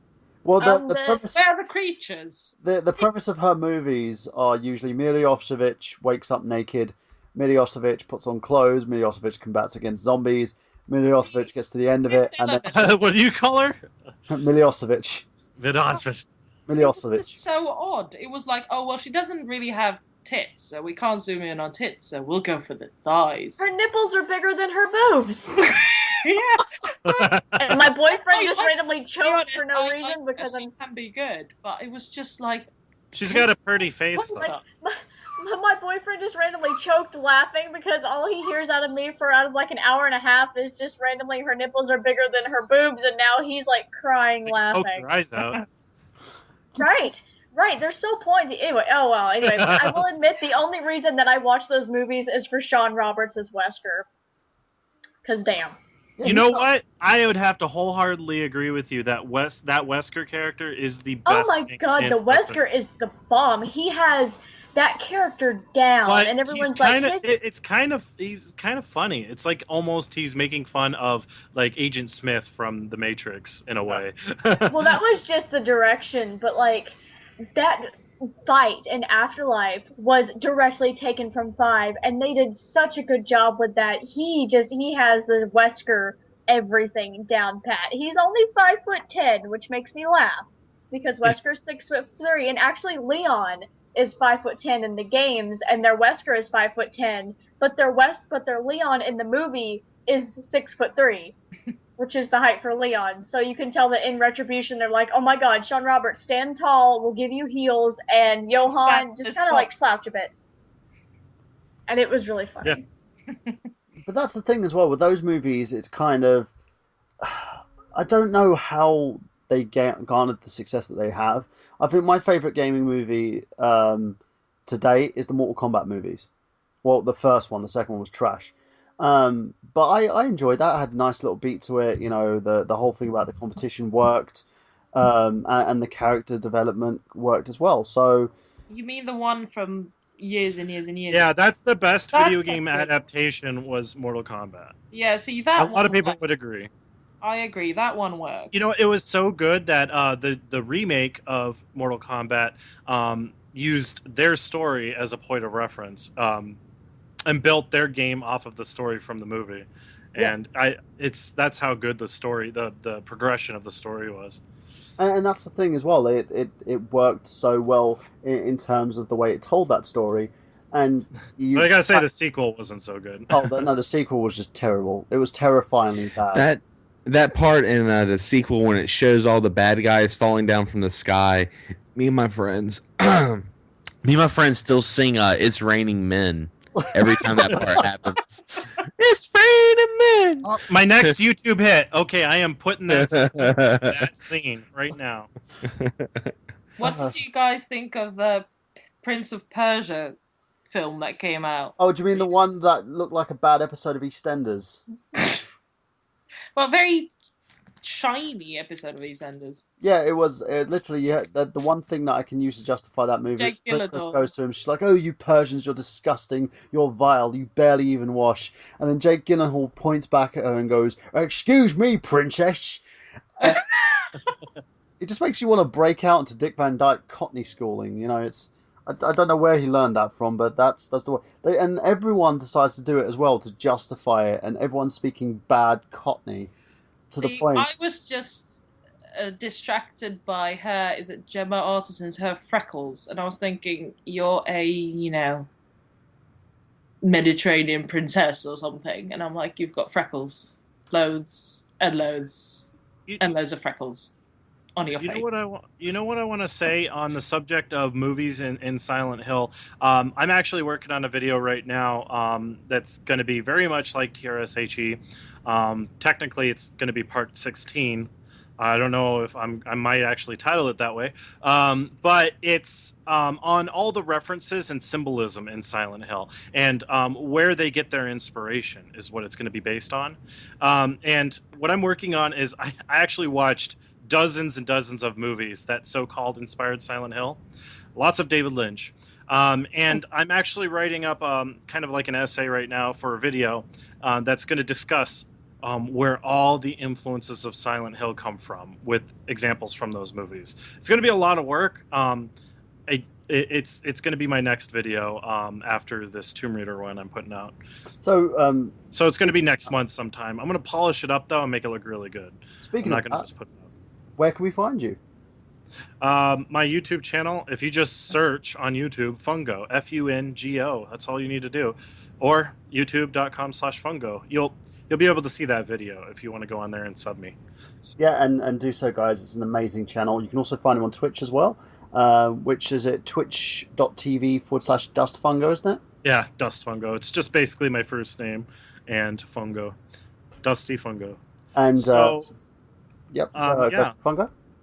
Yep, and I'm actually using Hitbox a little bit more. I use Twitch when I'm not really trying to do any production. If I'm not going to put it on YouTube usually, but I use Hitbox/Fungo. So hitbox.tv/Fungo is where I primarily go. Plus, they say Hitbox is the switch from Twitch.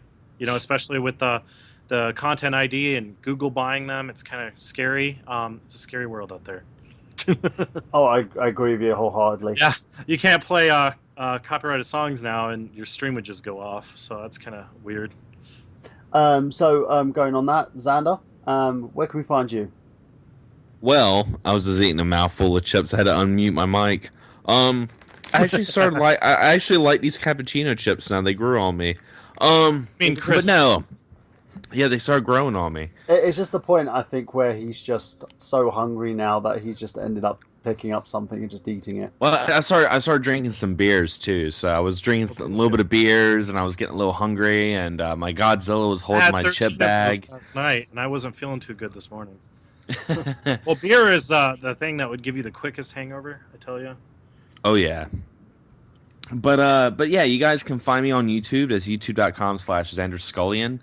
And I actually just put up a video today, part 2 to my memories of working in a video game store. So if you guys are listening and you work in retail, you could definitely, connect with the stories I talk about. And it was a very popular upload, part 1 was, so I decided to make part 2. And also I do an audio podcast called Excess Gaming. You can listen to on Podomatic.com or on iTunes. And all my content's on the Retro on Limb Network, and that's RetroOnLimb.com, and also on their Genius. I have to say, no one really knows what it's really like to work in a game store. Everyone thinks it's all like perfect, but really, the reality of it, it's not. Yeah, there's a lot of dark things about it. Well, was it a GameStop? Oh yeah. Well, okay. I know GameStop is so terrible. Oh my god. Well, I used to work at Babbage's. It was Babbage's before it was bought out by GameStop. Yeah. But it was pretty much GameStop when I started working there, but they called it Babbage's. And it was funny because they had a EB Games also in the mall. That, of course, got bought out. So technically, GameStop at one point had 2 GameStops in our mall. I thought it was really funny. Just had 2 different names. Wow, that is really funny. Well, if you need games on this side, or if you need a game on the left side, it just depends on which direction you want to turn. Yeah, exactly. The one has leftist views, the other ones have rightist views. So one GameStop's going to be more expensive than the other. That you would just be like, sorry, we don't have that game. But if you just go about 2 steps that way, 2 steps forward, pretty much 2 steps back. So what about you, Jamie?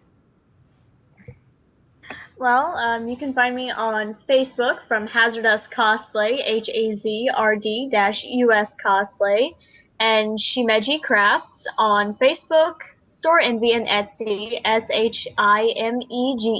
That's also my name on YouTube, but just Shimeji, which I've been wanting to upload Resident Evil plot holes for a while now, but life just kind of happened. But I will get that video up this week.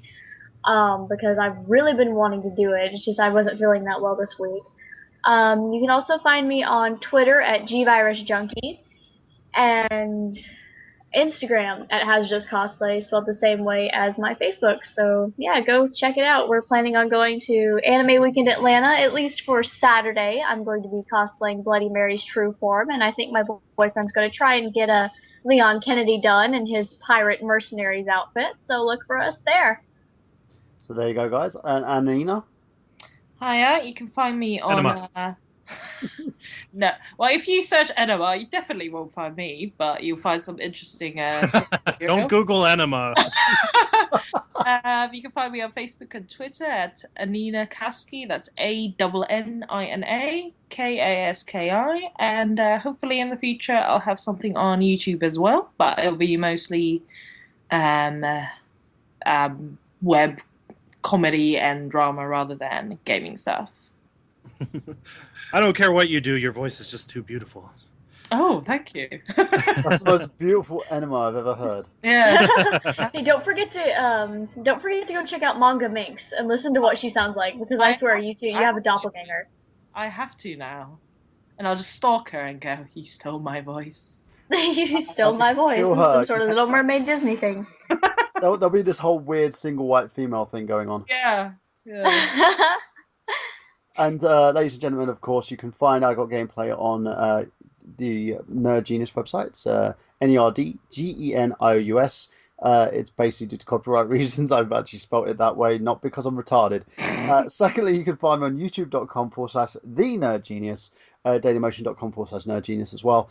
And you can find us on Stitcher, iTunes, any other place we're available. I'm going to be continuing my regularly upload interviews from Hyper Japan. Also, the street interviews will be continuing, as I've got a couple of those coming up. I have. Remember, you got to do the narration. You got to narrate everyone that walks by you into a recorder. It would be really funny. I'm going to do that. I will actually do that. And I've also got another film review coming as well on the Amazing Spider-Man 2 and why that film was such a clusterfuck as part of the Movie File series. And you can also check out all my other little bits of content on my YouTube channel as well. We have a project that we're currently doing, which I'm starting a Kickstarter for, which is our Silent Hill TV show. It's a TV series based on the Silent Hill franchise. We have been collaborating with loads of different writers as well, working on this. We've got our cast selected in terms of who we're having for principal characters. The TV pilot itself, we're going to be shooting. We're hoping to shoot it up in Vancouver. And then once we got this pilot pitched and given to Konami, because they've given us basically the green light to actually shoot this thing, it means that we could have a full series, an amazing TV series based on this gaming franchise that would be done for the fans, but not only for gamers, but would also entice new audiences and bring them along on this journey as well. So make sure that you guys, once the Kickstarter is up, I'll let you know. Hopefully I'm going to be having it up by next week once I've got the initial pitch video done for you guys. And I'm kind of the Silent Hill guru, so I'm doing my best to help you out. Yeah, and exactly that's why I wanted to talk about as well. Fungo has been a huge help on this project with us, and he's done amazing things. He's helped me sort of right the wrongs and tick the appropriate boxes and making sure that. Right. And expect a good page of notes here in a little bit. Oh, awesome! You know, and rewrites now. I've still got another script to send you. I've actually run through a huge page of notes and I've actually accumulated my script as well. So this pilot, you know, it's gonna. Hopefully, we can get this off the ground with your help, your backing, guys. We've got Maggie Maddox from the. There's lots of passion for Silent Hill in this project, guys. Damn straight, and you know, we've got James Doherty in there as well. He's just finished up a play that he wrote called Photographed, an amazingly written piece. He's going to be our Harry Mason of the TV project as well. We've got Rob Mann from the Happy Console Gamer, going by stage name Robert Seisch. He'll be working on the project as well as one of our new characters. It's going to be great, and I think anybody, if you're a Silent Hill fan, you're going to love this. If you're new to kind of like the horror franchise or new to the Silent Hill franchise, I think this will make you a fan. Let's get this out there. Let's get this to Konami. Let's get it green light for a full season, and let's at least one magic. At least one, exactly. And this. But you have it pretty much planned out to extend beyond that, of course. Yeah, of course. I've got it planned out for 7 seasons. My little magic box of mysteries here that I basically have of written material. So you're like the Lost writers, man. Yeah, I have to basically. They apparently had the ending to Lost before they even started. Yeah, they did, and I was kind of sitting there shocked and going, "You went with that?" I understand. Yeah, you went with that. Really, I was okay with it, but yeah, a lot of people weren't. I was kind of one of those things like I understand why you went with that, but you went with that. But there you go, guys. Thank you very much for tuning into this episode. It's been a pleasure having Fungo on the show with us because it's been great. It's like having a great conversation with someone who's very like-minded, which is great. It's the reason why we share our passions. Check out his YouTube channel. Make sure you like, comment, subscribe, guys. You're going to love his videos just as much as I love his videos because it's one of those things where when looking back at his channel, you're going to be looking back at some nostalgic moments and kind of things that went kind of viral and you went, oh, I remember that. Yeah. Here's one of the things that, if anything, if there's one video I want to promote, it's one of my older videos, and it kind of it's getting overlooked. It makes me kind of sad because it was my audition for the Tester Season 3. I actually almost got on. I was really close. I was in the top 12 people. They selected only... actually, I was in the top 20. They selected only 12. So I was really close. But I made a whole bunch of audition videos for the tester, and I pretty much did a 20 hard days of gaming. So I thought that would be, and I think it's one of my funniest moments. So if you guys want to go and look for that, it's kind of like an hour and 20 minutes, and it's full of just really interesting and funny moments. So go watch that. Not many views on it, so that's what kind of. Is that the same one that Ego Raptor got on? Yeah, he got on it, and he was competing with me, and well, of course, his fan base is huge, and yeah, but he got chastised on that show as well, though. They destroyed him. Oh, I wouldn't say that. I mean, I'm glad I didn't get on that show, I have to say. I mean, it would have probably destroyed any career I thought of having. Yeah, so they literally like the amount of mistreatment he got on that show, I was just like, wow.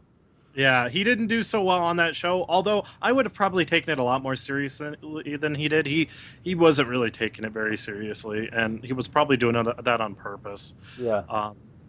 But yeah, thank you very much. It was actually a big pleasure for me to actually join you on this live cast. Oh, that's, it's been a pleasure having you, and as always, ladies and gentlemen, make sure you tune in for next week's show, as we're going to be doing a show on dumpster diving with Zach Latour. Taking the helm on that one. It's going to be a great one. So for Anina, for Xander, for Jamie, and also for Monsieur Fungo, this is Michael Burhan saying that we've got gameplay. Have you? Hey!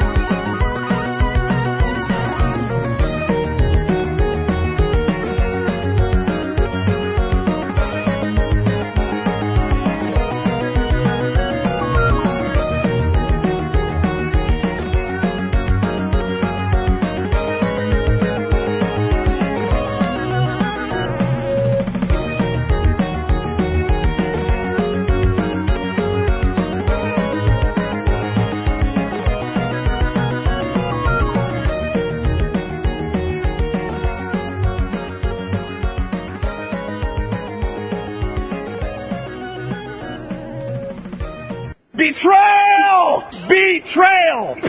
Betrayed me!